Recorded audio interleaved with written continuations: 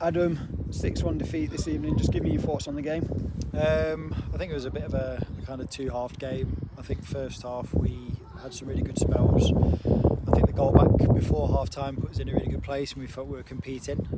Peterborough had more of the ball, but we're a team that's comfortable to defend and take those moments of enjoyment to defend and be without the ball. That's okay. Look to sort of punish them in those moments of transition. We got the goal back before, then got into half-time. We felt good. We felt we could come out and affect the second half, and I think probably for 10-15 minutes in the second half we did that. We were competing and matching, and then I think set pieces go in, and then after the game felt out of reach, I think a few heads dropped. I think the tempo dropped off massively, and then ultimately the result ended up the way it was, which was frustrating for us. What do you think maybe went wrong in that, not even that second half, that last 30 minutes? It's hard to say. I think we'll obviously watch the footage back to gain a better understanding, but I think it was just a moment in the game where we felt we were in touch, and then very, very quickly with a couple of set pieces we felt out of touch. And I think psychologically the players struggled with that in that moment, and it started to become a little bit disconnected then.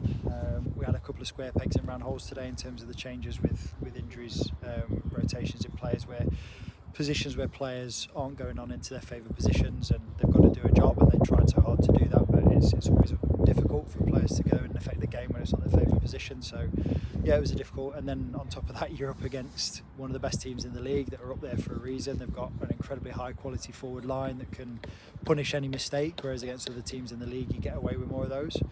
And then I think some big moments where Pip's made some phenomenal saves, and then the bit just after she's done the hard work we just need to tidy up a little bit, but frustrating. On maybe a positive note, Summer Gale getting a start and then getting on the score sheet. Must be nice to see you forward starting a game and scoring. Yeah, it's absolutely brilliant. Summer's had a really tough season this year, being out a long time with injury and then having to wait for opportunity to get back in the side.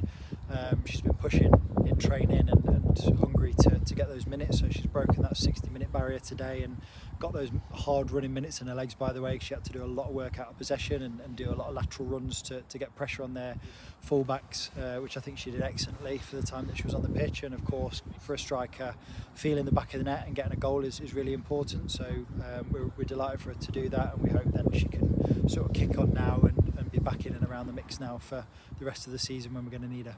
And I know we don't like talking about individuals, it is a team effort, but you mentioned square pegs in round holes.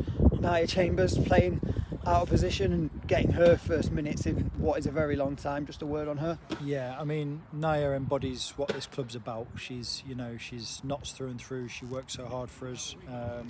She really understands and gets the culture side, and we asked her to do a job she wasn't comfortable with. Obviously Viney broke her collarbone last week, and Nia's been struggling with her knee. She was strapped up again tonight and she had to do a lot of running again, but again, to get that over that 60-minute, 70-minute mark for Nia, to get the minutes in her legs, to get back into sort of high contact, high quality football was really important. She's going to be massive for us again for the running. She's a player that can affect the game in such a positive way, and a player that can give us some really, really good options going forward, but also in those wide areas. I think she acquitted herself really, really well and did really well in that role tonight, and a massive kudos for her for stepping up for the team and doing a job for us when we needed her to. We're really thankful for that. Looking ahead, you've got a break this weekend before hosting Boldmere. Probably not an easier game. I don't think there are any easier games in this division, but how do you look ahead to that one? Yeah, I think we look ahead with positivity. We've got a weekend's break, which we don't usually like breaks on a Sunday, but I think after a Sunday and a Wednesday and a lot of training and a lot of hard running and big efforts from the team, I think that the Sunday off is welcome. So we'll have time to prepare, iron out some things and get some players who have been struggling closer to that match fitness, which would be really, really important. And then in the reverse fixture against Boldmere, I think certainly in the first half we played incredibly well. Again, we conceded a couple of set pieces against Boldmere, and the game felt further away than the performance probably warranted. We gave a really good account of ourselves at Boldmere, so listen, it's a home game. We'll be looking to go and affect the game and get some points, and got every confidence that we can do that.